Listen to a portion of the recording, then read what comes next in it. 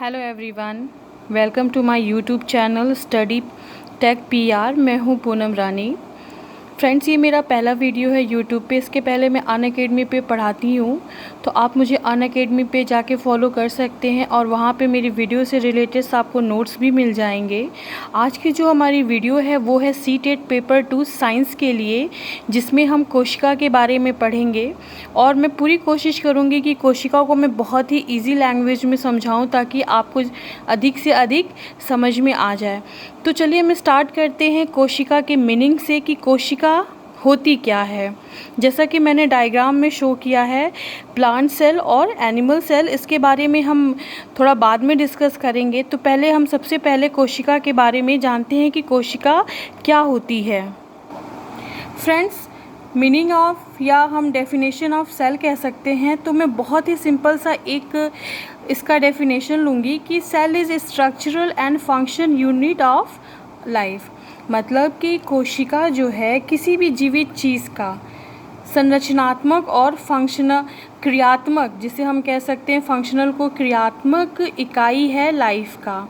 कहने का मतलब ये है कि जैसे हमारी जो बॉडी होती है वो ढेर सारे सेल्स से मिलके टिश्यू बनाता है और टिश्यू जो है वो आगे चल के बॉडी ऑर्गन्स बनाता है और कई सारे ऑर्गन्स मिलके एक पूरा बॉडी बनाते हैं।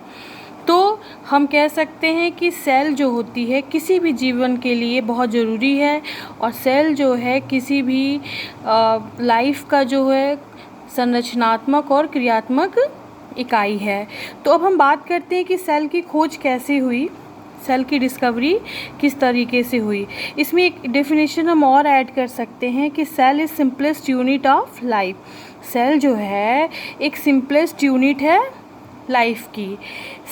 सेल जो है एक लैटिन वर्ड में सेलुला शब्द से लिया गया है, जिसका मीनिंग होता है कि स्मॉल रूम लाइक स्ट्रक्चर। जैसे कि कोई रूम है, small room like structure like this, कि इस तरीके से लाइन से रूम बने हुए हैं। हमने देखा होगा कि प्रिजनर के रूम को भी हम सेल ही कहते हैं, क्योंकि जब इसकी खोज हुई थी तो इन 1665 में रॉबर्ट हुक नाम के एक साइंटिस्ट थे जिन्होंने कार्क के छाल में, कार्क का छाल होता है, कार्क नाम का एक पेड़ था जिसके छाल में इन्होंने माइक्रोस्कोप से एकदम से ऐसे रूम लाइक स्ट्रक्चर देखा, छोटे छोटे रूम लाइक स्ट्रक्चर देखे, जो इन्होंने इसका नाम दिया सेल। लेकिन सबसे इम्पॉर्टेंट बात यह है कि ये जो 1665 में जब इन्होंने खोजा था तो ये इन्होंने डेड सेल की खोज की थी, लिविंग सेल की खोज नहीं की थी। बाद में जब लिविंग सेल की खोज हुई, एंटोनी वॉन लीवेनहॉक नाम के एक साइंटिस्ट थे, उन्होंने लिविंग सेल की खोज की। 1674 यानी कि 1674 ईस्वी में एक डच साइंटिस्ट थे एंटोनी वॉन लीवेनहॉक ने एक बहुत ही एडवांस टाइप का सिंपल माइक्रोस्कोप बनाया था, जिससे इन्होंने पॉन्ड के जल में जीवित कोशिकाओं को देखा था। एंटोनी वॉन लीवेनहॉक की भी एक स्टोरी है कि जब ये बहुत छोटे थे तो ये अपने अंकल के यहाँ जाते थे, तो उनकी एक चश्मे की दुकान थी जहाँ पे वो चश्मे के लेंसेस को लेके बहुत खेलते रहते थे, एक के ऊपर एक रख के खेलते रहते थे। तो इस तरीके से उन्होंने सूक्ष्मदर्शी का, जिसे माइक्रोस्कोप कह सकते हैं, उसका आविष्कार किया। अच्छा, एक पॉइंट आप नोट कर लीजिएगा कि रॉबर्ट हुक को कोशिका विज्ञान का फादर ऑफ साइटोलॉजी कहते हैं। और साइटोलॉजी जो होता है, जिस शाखा के अंतर्गत हम सेल का अध्ययन करते हैं, उसको हम साइटोलॉजी कहते हैं। एग्ज़ाम में कभी कभी पूछ लेता है कि फादर ऑफ साइटोलॉजी कौन है, और ऑप्शन में दे देता है, तो जिसमें एक नाम आपको रॉबर्ट हुक भी मिलेगा, तो आप उसी पे टिक करना। उसके बाद हम बात करते हैं सेल थ्योरी की, कि सेल थ्योरी क्या है, इसको किसने दिया। तो सेल थ्योरी सबसे पहले स्लाइडेन और स्वान नामक दो साइंटिस्ट थे जिन्होंने सेल थ्योरी दिया। इनके अनुसार सभी जितने भी संसार में लिविंग थिंग है वो सेल के बने हुए हैं। फ्रेंड्स, मैं देखिए बुक और अपने बनाए हुए नोट्स दोनों का यूज़ कर रही हूँ ताकि आपको ज़्यादा से ज़्यादा समझ में आए। तो मैं अपने नोट्स से मैं आपको पॉइंट आउट करती हूँ कि कि सेल थ्योरी क्या है, कोशिका सिद्धांत क्या है। सेल थ्योरी वॉज, मैं इसको सीधा कर लूँ, cell theory was given by Schleiden and Schwann नामक scientist in 1839। Okay, every living things made up one और मोर सेल। हर चीज़ जो जीवित है वो सेल की बनी हुई है। प्रत्येक जीव में कोशिका या मतलब सेल, प्रत्येक सेल एक दूसरे का सहयोग करती है। न्यूक्लियस जो होता है सेल का सबसे महत्वपूर्ण भाग होता है, इसे हम कंट्रोलर कह सकते हैं। और कोई भी नई कोशिका का निर्माण पुरानी कोशिका से होता है। तो ये थी हमारी सेल थ्योरी, जिसमें हमने ये जाना कि cell theory was given by Schleiden and Schwann in 1839। Every living thing made up one और मोर सेल।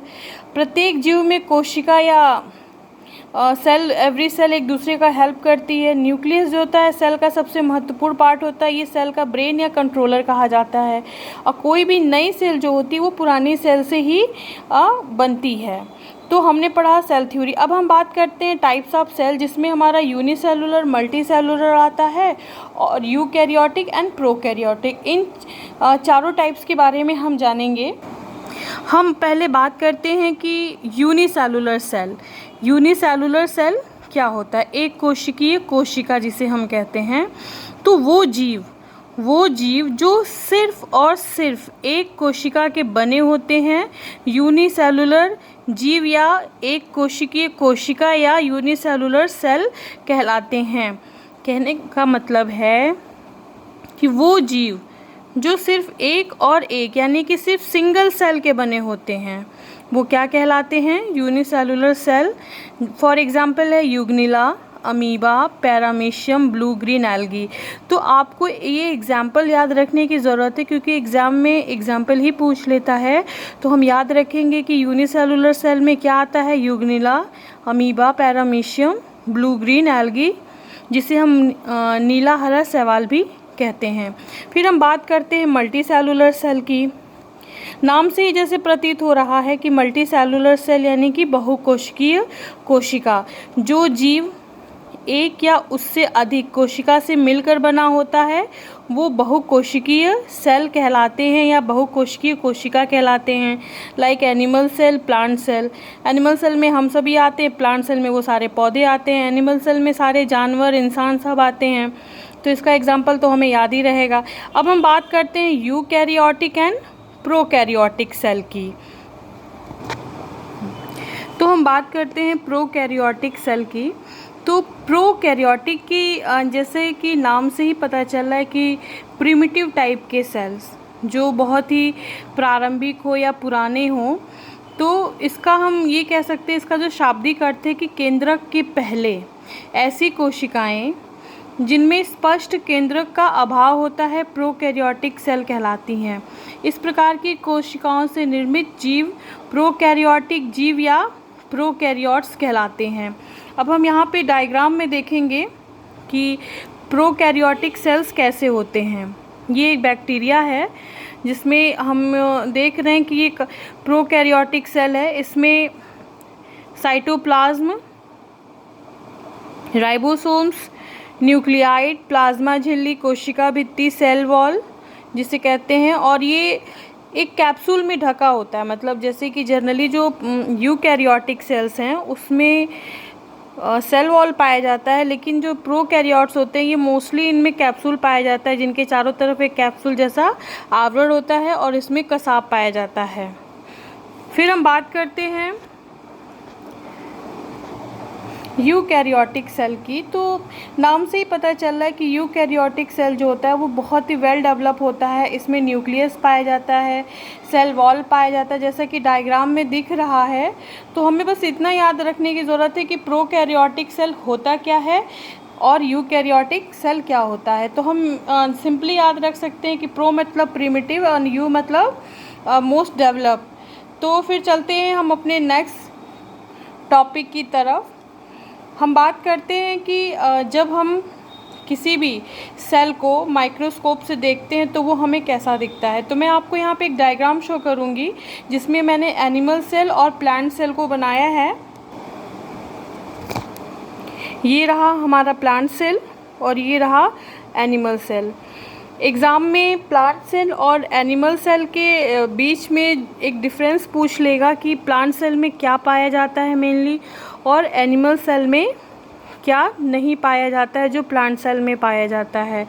तो कुछ ऐसे ऑर्गेनल्स हैं जो एनिमल सेल में पाया जाता है, प्लांट सेल में नहीं पाया जाता है, और कुछ ऐसे प्लांट सेल में पाया जाता है जो एनिमल सेल में नहीं पाया जाता है। तो जैसा कि हम स्ट्रक्चर देख रहे हैं, एनिमल सेल जो होता है ये प्लांट सेल से साइज़ में छोटा होता है, जबकि प्लांट सेल जो होते हैं ये साइज़ में बड़े होते हैं। और हम इसमें देख रहे हैं कि प्लांट सेल के चारों तरफ एक ऐसे बाउंड्री गई है जिसको हम सेल वॉल कहते हैं, जबकि एनिमल सेल में एक पतली सी मेम्ब्रेन गई है जिसको हम प्लाज्मा मेम्ब्रेन कहते हैं।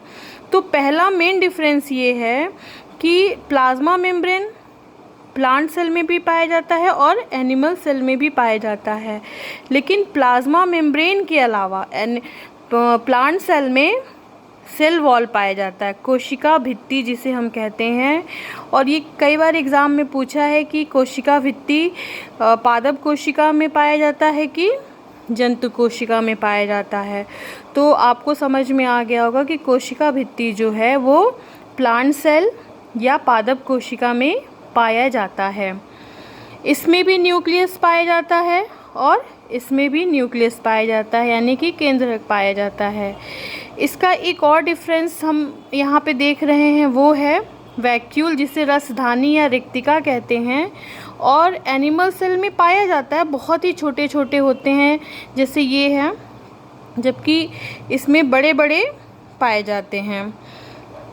इसमें हम देख रहे हैं यहाँ पे क्लोरोप्लास्ट पाया जाता है, इसमें क्लोरोप्लास्ट नहीं पाया जाता है।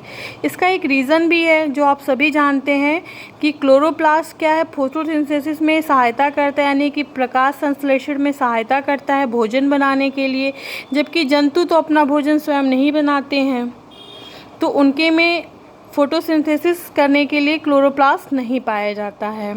इसमें भी माइटोकॉन्ड्रिया पाया जाता है और प्लांट सेल में भी माइटोकॉन्ड्रिया पाया जाता है।